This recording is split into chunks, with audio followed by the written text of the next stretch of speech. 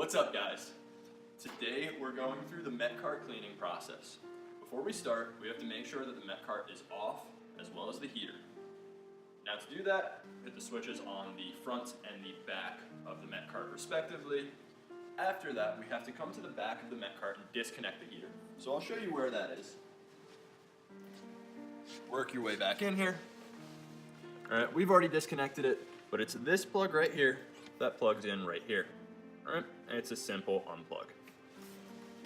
What we're gonna then do is come around to the front of the Met cart and start disassembling it. So what we have to do is disconnect the tubes from the pneumotac. This is the pneumotac right here. These are the tubes. We're gonna start by unscrewing, so this is an unscrew, number 1 and 2. It does not matter which order you do it in. All right, so those are unscrewed.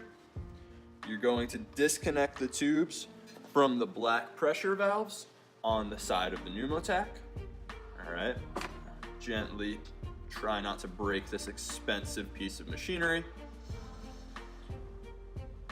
And slowly work it off. Perfect. Now that these are taken off, what we can do is we can disconnect the black pressure valves. All right, and these should unscrew pretty easily.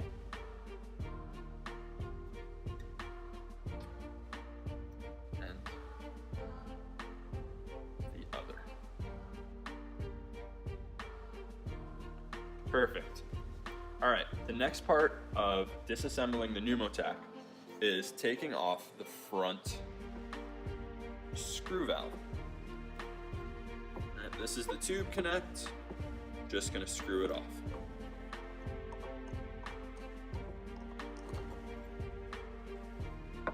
Perfect. Done. All right, the next part is to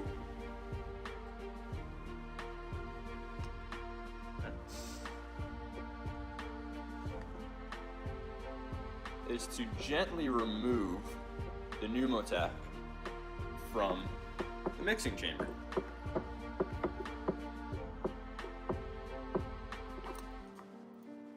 After that's done, you come around to the bottom part that you just removed from the mixing chamber, and you're going to go ahead and unscrew that.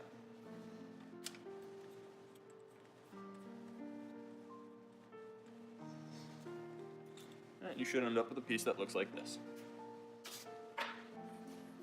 After that, you'll be free to take out the filters, which we are then going to go over to the table and clean. Now what we're gonna do is we're going to clean the filters. To start cleaning the filters, what we have to do is get a paper towel and label it 3, 2, 1. That's because there are 3 filters in here, and we need to make sure that they go back in the order that they came from. To start cleaning the filters, you're going to take the pneumotac, take a small flathead screwdriver, and pop out the O-ring, being very careful not to touch the screens on the filters. Once you've popped that out, you can pull it out and place it to the side.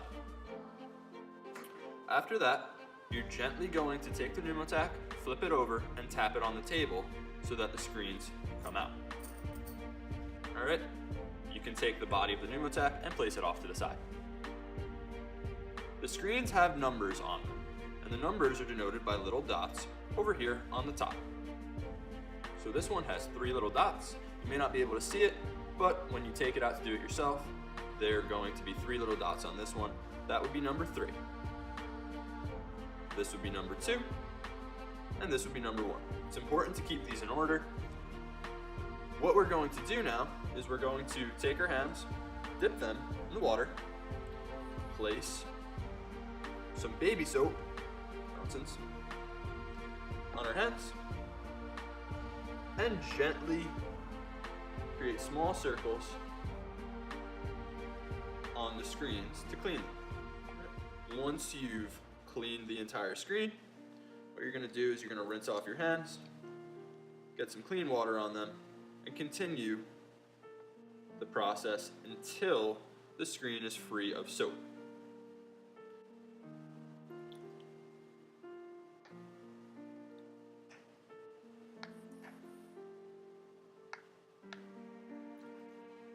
Once you're satisfied with the way it's turned out, to take this and lay it back down in its spot on the paper towel. You can then take your hands, you can dry them. The next part of this is to blow out the screen so that it becomes dry and there's no residual water or soap left in it. The way that we're going to do that is using a nitrogen canister. The nitrogen canister will be available to you. You're going to take the small hose, this one, turn on the nitrogen canister,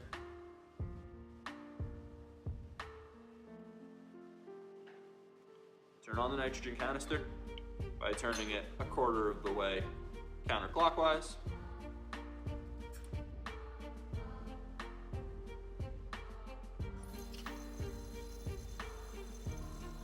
And you should hear and feel air coming out of the small hose. Once you hear and feel the air coming out of the small hose, you're gonna take each screen that you've just cleaned and gently go over each side, making sure to get any holes or crevices that might be in the filters.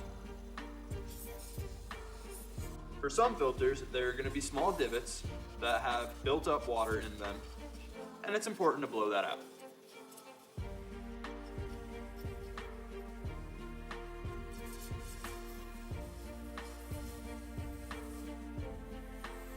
Be sure to take your time with this and make sure that all of the soap and all of the water has been blown out. If you notice soap bubbles coming up like I am now, it may be good to rinse out the filter one more time. It's important to note that in filters 1 and 2, there is a rung, a groove, that will often catch water around the filter. It's important to blow that out and make sure that there's no water left in that or either of the holes that are in the filter. All right, now it's time to reassemble everything. What we're gonna do is follow the reverse process. So, this filter body, the pneumotac, is going to get placed back into the heater. Like so. Make sure you don't flip it over, that way you don't risk any chance of the filters falling out. It should sit flush. After that, what you're gonna do is take the back part and screw it back in so that the heater and the filters become one unit. This part will lock in the heater and the filters. After that, you can go ahead and put the front of the pneumotac back on. Once again, make sure everything sits flush and there are no gaps anywhere.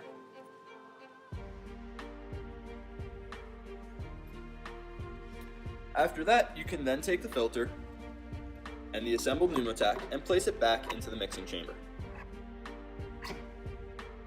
It should hit a point where it cannot go in anymore. After that, you can take the pressure valves, screw them back into the pneumotac,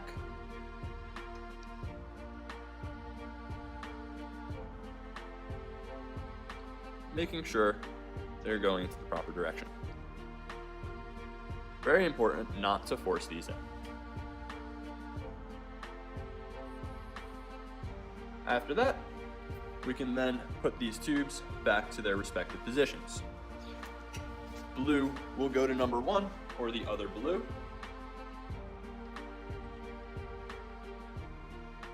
And the clear will go to number 2 or the other clear. After doing this, you can then reattach the tubes to the pressure valves,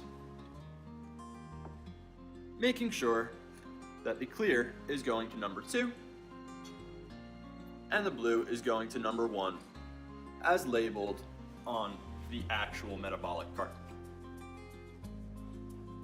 After you've done that, don't forget you disconnected the heater from the back, so it's important to reconnect that before you turn anything else back on.